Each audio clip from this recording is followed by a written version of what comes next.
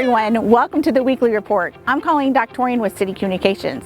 Here are the top 3 things you should know this week. Kansas City is making a bid to bring World Cup soccer to Kansas City in 2026. And now the Kansas City Streetcar has been wrapped in a new World Cup soccer design. Representatives from FIFA will be visiting KC soon, and you can help show them what a great sports town KC is by snapping a selfie with the new World Cup wrap and use the hashtag KC2026. It's almost time for the city's Leaf and Brush Curbside collection. Pickup will happen on your regular trash day. Central Zone collection begins November 1st, South Zone November 15th, and the North Zone pickup will begin on November 29th. The city's 3 leaf and brush sites are also open at 11660 North Main Street, 1815 North Shoto Traffic Way, and 10301 Raytown Road.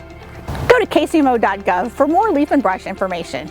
Your favorite team may not be playing in the big show right now, but you can still enjoy some great baseball at the Negro Leagues Baseball Museum's newest exhibit, Pleibol, in the barrios and the big leagues. The exhibit highlights the influence of Latin and Latin American players on baseball and American culture. The exhibit is co-sponsored by the Negro Leagues Baseball Museum, the KC Museum, and the Smithsonian. Get more info at nlbm.com. Thanks for watching the weekly report. I'm Colleen Doctorian with City Communications. Stay tuned for videos about all of these items, plus a video about KC Water's mud puppies. This site visit is one of the final steps in what has been a multi-year process. We are currently one of 17 cities in the United States bidding to host matches for the 2026 FIFA World Cup. As many of you know, the FIFA World Cup is the largest single sport event in the world. It is an incredible opportunity to represent the best of Kansas City and our region on the international stage. If you can't tell by the wrap of the streetcar, this is a huge deal for Kansas City. Next Thursday, October 21st, we will have a committee from FIFA here evaluating Kansas City. Folks will be here looking at Kansas City, so I ask for a few things. 1, have a big, bright smile. Know that if you run some great institutions, George, make sure that they're spiffed up and ready for everybody that's coming to visit us. And more than anything, show what we already know about Kansas City. We are a major league city, we're a World Cup city, and we're the type of place that folks will be excited to see, not just on the 21st of October, but also after that, hopefully for the 2026 World Cup. The downtown skyline will be lit in celebration of their visit, and we encourage everyone to help create some social media noise using hashtag KC2026. Hi KCMO, it's almost that time. Time for the city's biannual Curbside Leaf and Brush collection. Central City residents, those of you that live north of 63rd Street to the Missouri River, between State Line and Blue Ridge Cutoff, your set-out dates are November 1st through November 5th. Southland residents, those who live south of 63rd Street, your set-out dates are November 15th through November 19th. Northland residents, those of you that live north of the Missouri River, your set-out dates are November 29th through December 3rd. Please note, separate trucks collect different items, so even if your trash and recycling are gone, please be patient. Another truck is still en route for your leaf and brush.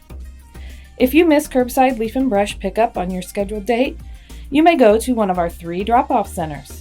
The city's 3 leaf and brush sites are open 6 days a week. Drop-off is free for KCMO residents on Saturdays with proper ID. For details, be sure to check out our website at kcmo.gov/leafandbrush. I want to welcome everyone to the Negro Leagues Baseball Museum to see Pleibol.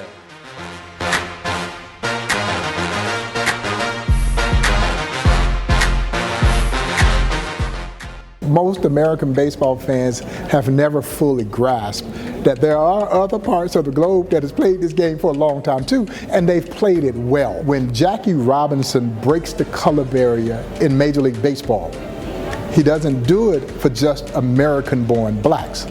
He does it for every player of color who now enjoys this game. Can you imagine our sport without Roberto Clemente, without Minnie Minoso, without Ernie Banks, Henry Aaron, Willie Mays, Roy Campanella? And if you can imagine what it was like before 1947. because they didn't learn how to play baseball after 1947. One of my favorite stories as it relates to the great Roberto Clemente ties him directly to the Negro Leagues through his affinity for a Negro Leagues player named Monty Irvin. Roberto Clemente and Monty Irvin are inducted in the same Hall of Fame class. And what it reminds me of is the fact that every hero has a hero.